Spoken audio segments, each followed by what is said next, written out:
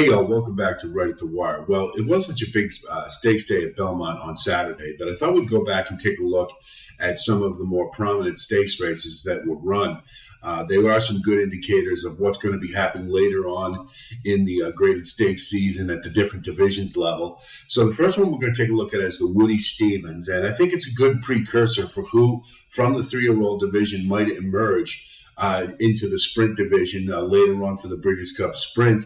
Of course, we've got the King's Bishop. I think they changed the name of it now, but that's the big one I always point to at Saratoga and the Vosburg and a couple others. So, but this is a good primer for that. We had a nice big field with a lot of early pace runners. So let's see what happened. So let's take a look at the Woody Stevens. Big field, did have a couple of scratches. Most notable was New York Thunder on the rail, and we really thought he'd be a big-time pace presence. So there was still plenty to go around, needless to say. Fort Bragg backed out as well, and but still, there was a good-sized field, and let's see what happens.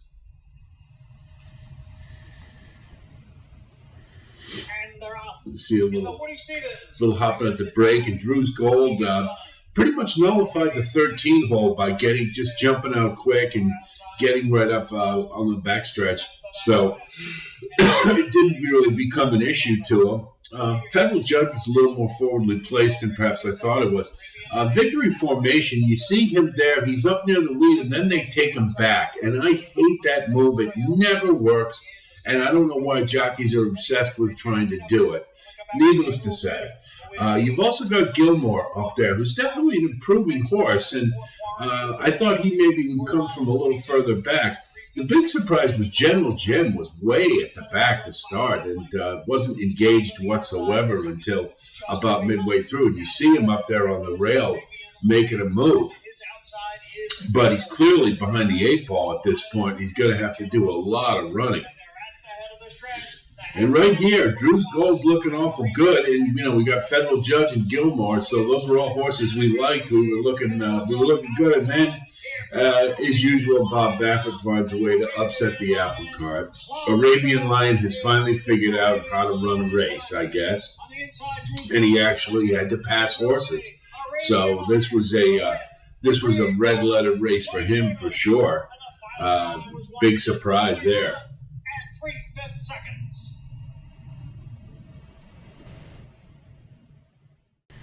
Next one we're going to look at is the Met Mile, and obviously it was Cody's Wish's race to lose. I mean, he's done nothing wrong. He just sort of dominates the division. But a lot of us thought maybe this is the time we could catch him napping a little bit. Maybe a little vulnerable, coming second off the layoff, and what was an okay first start at 7 furlongs. So thought maybe there was some new shooters in here who might have some moxie and have a chance to beat him. Notably, Zandon was one that was poised to run a really big race. So let's see if he was able to hold on. So here we've got the Met Mile, and this is an interesting race because this is sort of one of these races where you define the division by it. You've got Cody's Wish, the heavy favorite, who's been dominating it, but you do have some new shooters who are going to try to make their presence felt. You had Charge It. You had, who's been an enigma to a degree, can't quite figure out why he can't put it all together. You had White Barrio with Richard Dutrow, new trainer, see if he's going to make a difference. So another horse who has been kind of a disappointment at the graded stakes level, even at one turn. And then you also had Zandon, who did okay in his last race. It looks like they were pointing him to the Met Mile, and but he's again, he's always the bridesmaid, so we wanted to see if he could finally get over the top and be competitive and actually win a graded stakes. There in the gate.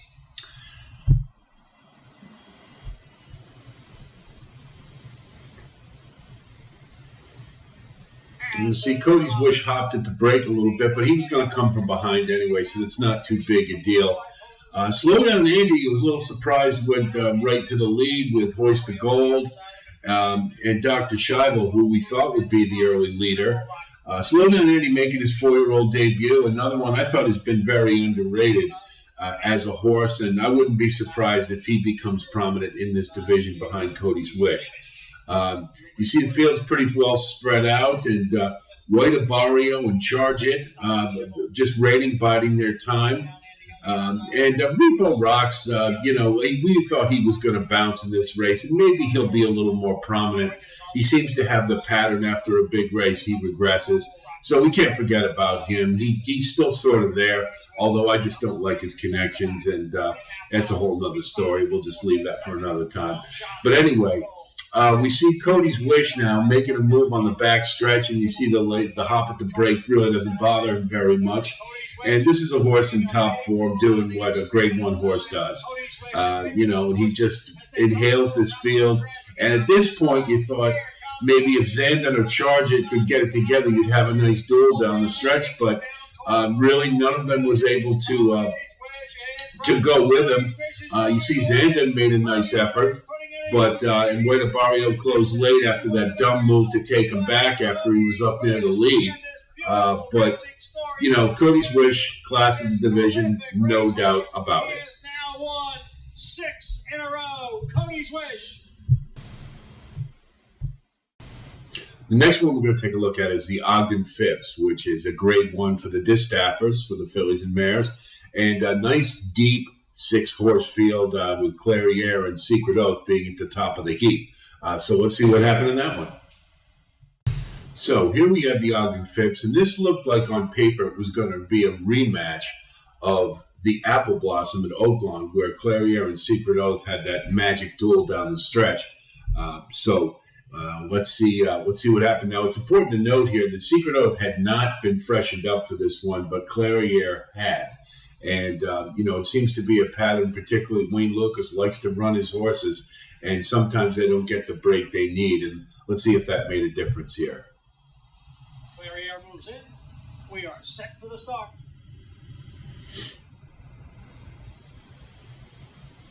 And they're off. We see Played Hard, no big surprises, going up near the lead, as well as Search Results, who was looking. I was there, and I can tell you in the paddock, Search Results was sitting on a big one. She just looked ready to roll, and didn't disappoint here. But you see the long shot Game Stonks. He's the only horse who really just didn't belong at all in this one. And you see Past the Champagne was kind of a bit of a wise guy horse, and a lot of people were liking to perhaps steal it. And you see Clairiere starting to make a move a little bit right at the back, and not letting them get too far away. And nobody's really worried about Game Stonks on the engine there.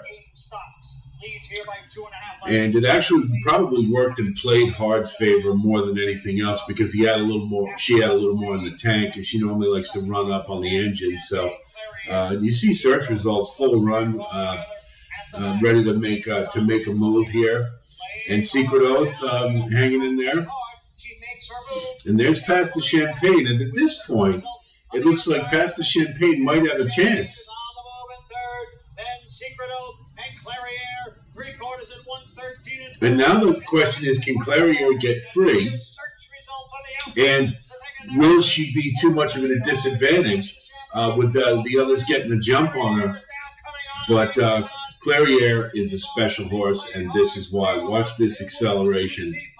Clairiere on the outside continues to gain. Search Results trying to hold off Clairiere. Here comes Timed just right. It's the courageous Clairiere to win the Ogden Phipps. And a really nice come from behind win, as she likes to do. Awful exciting horse to watch. So cool that we get to see her at 5 years old.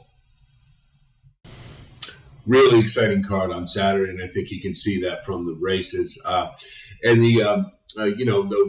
course, we've already talked about the history-making Belmont Stakes with Arcangelo, and kudos to Jenna Antonucci for being the first woman to win a Triple Crown race as a trainer, and very nice to see. As far as the other races, we didn't talk about the Manhattan Stakes. I thought that was a fairly uneventful race, but it is important to note that Up to Mark is clearly taking the lead of the turf division, and was very impressive, and expect more good things from him for sure. But as the races we've taken a look at here, the Woody Stevens, Arabian Lion has finally developed some determination.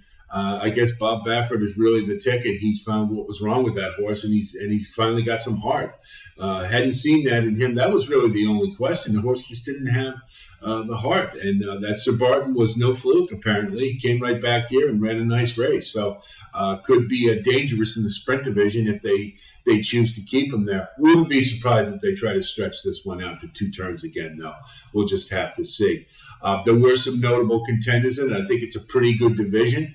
Most notably, Drew's Gold. Can't wait to see him run back. I think from the 13th hole to run the kind of race he did, I think really shows what he's all about. The class jumps haven't bothered him, and I think he's sitting on a really nice summer. I'm looking forward to seeing him for sure. In the Met Mile, what can you say? Cody's Wish dominates the division. You had some suitors, but they're just that. Of the 3 big contenders, Charge It, Zandon, and White Abario, they just haven't figured out how to win yet, really, more than anything else. I probably would say I would give White Abario the best chance to break out of that with Dick Dutrow as his trainer. It usually takes a couple of starts, but Dick Dutrow knows how to get into the winner's circle, so I wouldn't be surprised if White Abario is the more prominent of those 3. Charge It's just an enigma. Can't figure out what's the matter. He hasn't run close back to that Dwyer at Belmont last year, and we really don't, it just doesn't seem to be an answer as to why.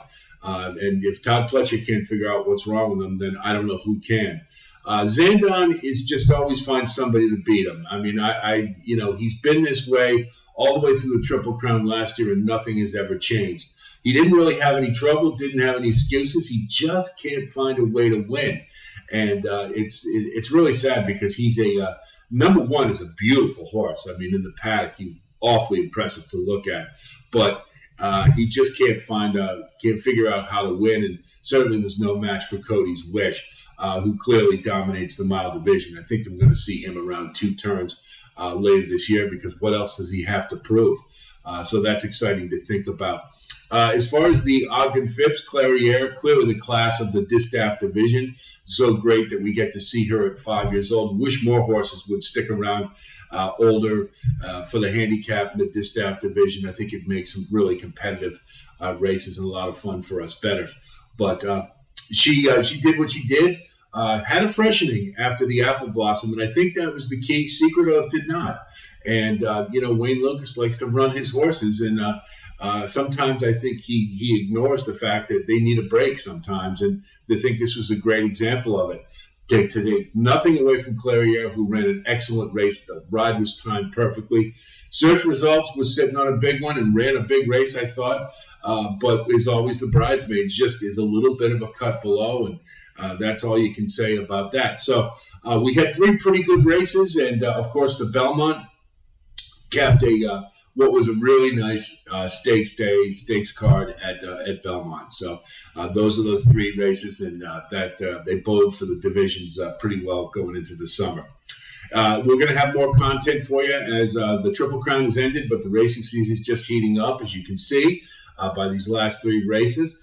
We will have full coverage from Saratoga, Del Mar, as well as the Haskell and any of the other big stakes races that loom this summer. We'll be there all the way through to the Breeders' Cup, and of course that'll get a full coverage as well. So we'll be a source for you for content throughout the summer, and I hope you stick with us. If you do like what you see here, of course, please like and subscribe, and we do thank you for coming by. And I'll be talking to you in the very near future, and until I do, be well.